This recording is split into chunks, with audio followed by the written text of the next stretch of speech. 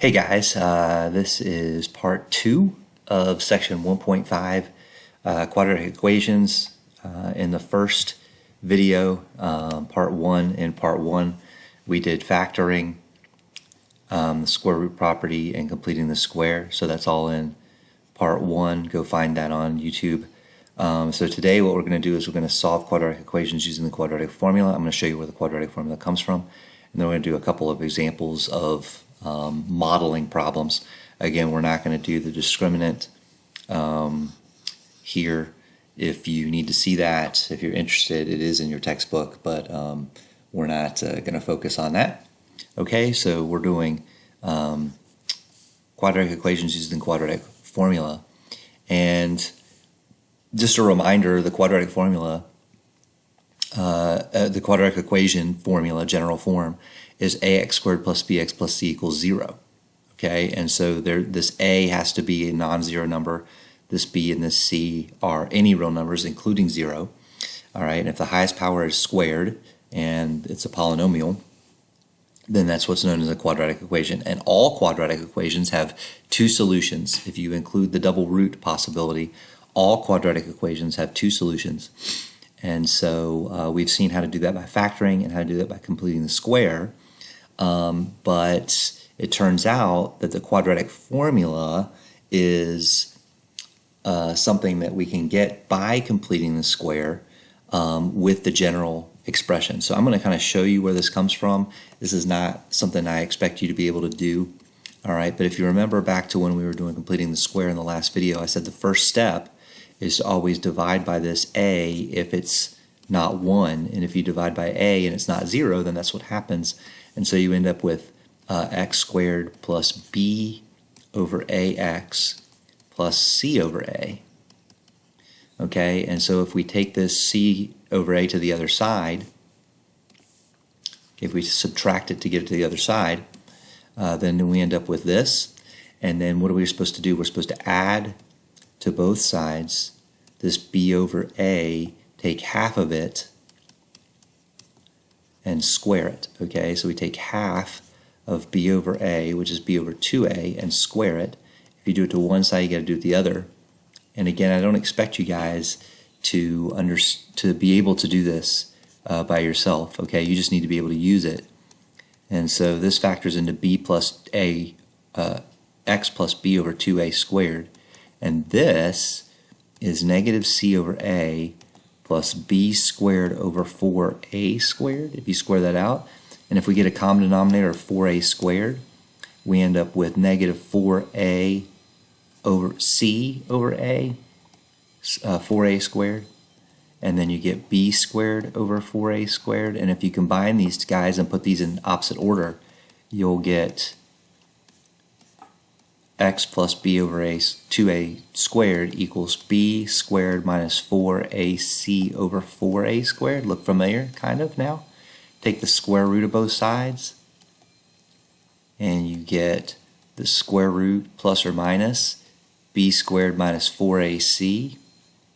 If you take the square root of the bottom, right, what do you get? You get 2a.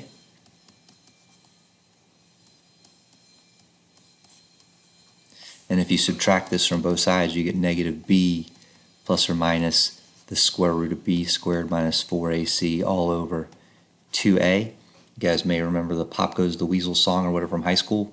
It doesn't matter to me if you, theoretically you should memorize this, right? But obviously all of your stuff, because this is an online course, all the stuff is designed to be done with an open notebook.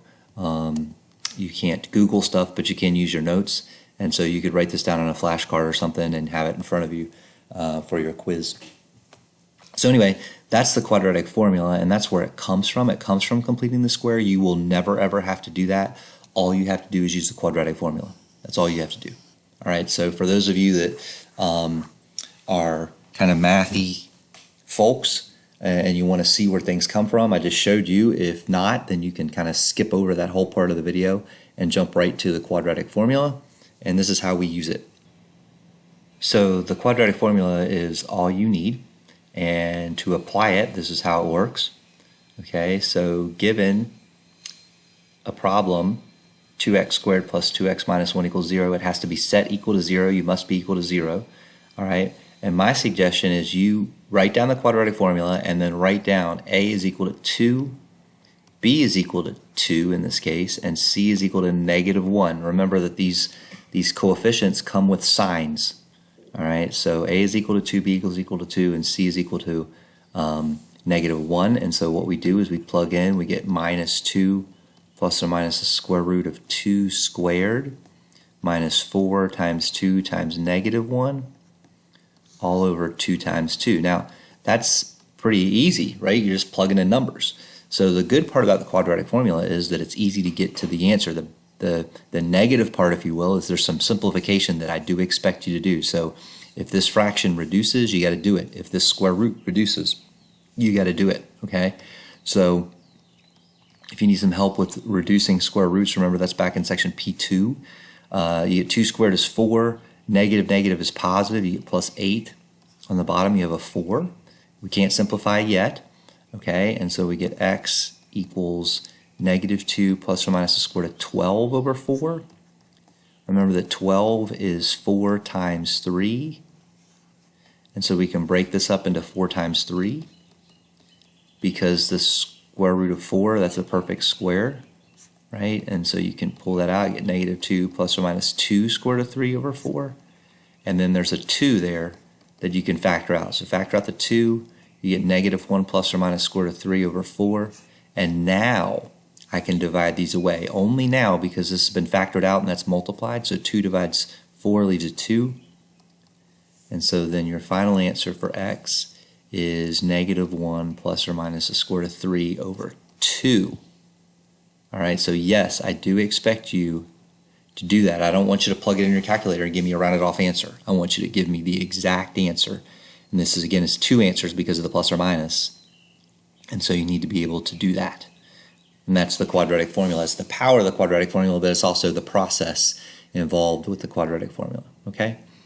So quadratic equations are incredibly important for modeling basic phenomena. They model a lot of growth and decay things. They also model trajectories. They model all sorts of physical things. And so we're going to show you a couple of examples of the type of word problem that you might run into for the quadratic equation. Okay, so the first one here is an application where this quadratic equation models a woman's normal blood pressure, systolic blood pressure, P, at an age of A. So A is her age in years, and P is the pressure. And so if you're told that a woman has pressure of 115 millimeters of mercury, that's your P, right? If you're told that that's equal to P, then you want to solve this equation for A. Well, what's the first step? The first step is to subtract 115 from both sides to set this equal to 0. So you get 0.01a squared plus 0.05 minus 8 if I subtract 115 from both sides. Okay, and so if we continue here to the next page, all right, I've already subtracted, and it doesn't matter which side you're on. So now, I really suggest that if you don't write down the quadratic formula, that's fine, you may know that by now, but you do want to write down A is 0.01, B is 0.05, and C is -8. You want to make sure you write those down so that you know how to plug those in and plug them in directly as they are, including the sign. Okay, so if you plug everything into your quadratic formula, you get A is equal to -0.05 plus or minus the square root of 0.05 squared minus all this stuff. All right, now obviously on this one, it's a word problem, so using your calculator makes more sense this time. I don't care if you round your answer off. In fact, the answer, it's said to give you the answer to the nearest whole year. And so if you go through and process this out, you'll find out that you get 2 answers, okay? Simplifying this all the way down. This is rounded off. See the approximation symbol? This is rounded off. So what you have to do is you have to add these out on your calculator because you're going to actually end up with 2 different answers. But what does A stand for? Right? A is her age, and a negative 30 age doesn't make any sense. Okay, and so because of that, then you only have one answer. And so the positive solution, A is approximately 26, indicates that 26 is the approximate age of a woman with that normal systolic blood pressure. Okay, so remember in word problems deserve a word answer, and so 26 years, okay, is really what should be written here. Obviously, we typically measure age in years, but word problems need a word answer and definitely need units.